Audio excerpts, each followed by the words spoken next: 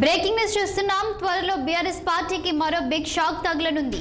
గులాబీ సీనియర్ నేత MP K Keshavarao పార్టీని వీడి ఎల్లుండి కాంగ్రెస్ లో చేరనున్నారు. ఆయనతో పాటు మేయర్ విజయలక్ష్మి కూడా హస్తం పార్టీలో చేరుతున్నారు. ఈ క్రమంలో ఎంపీ కె కేశవరావుపై బీఆర్ఎస్ అధినేత కేసీఆర్ అసహనం వ్యక్తం చేశారు. పార్టీ మారుతారనే ప్రచారం జోరుగా సాగడంతో కేశవరావుకు కేసీఆర్ క్లాస్ పీకినట్లు తెలుస్తుంది. ఎర్రవల్లిలోని వ్యవసాయ క్షేత్రంలో పార్టీ మార్పు విషయాన్ని కేకే తెలపడంతో కేసీఆర్ సీరియస్ అయ్యారు.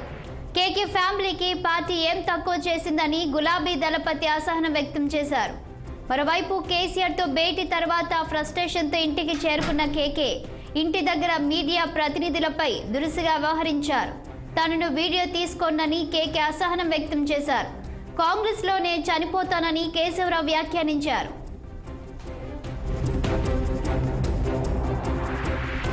ఇక ఇదే అంశంపై మరింత సమాచారం మా political bureau chief Ram phone లైన్లో అందిస్తారు.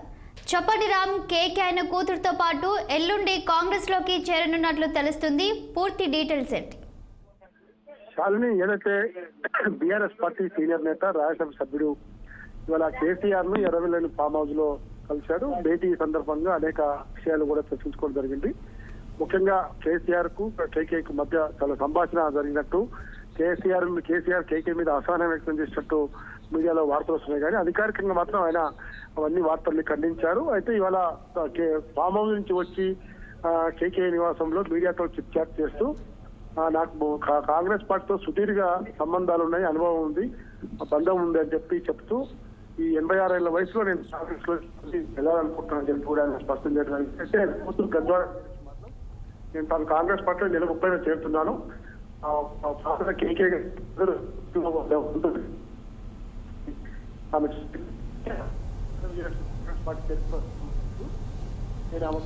చేరట్లేదని చెప్పి స్పష్టంగా చేశాడు.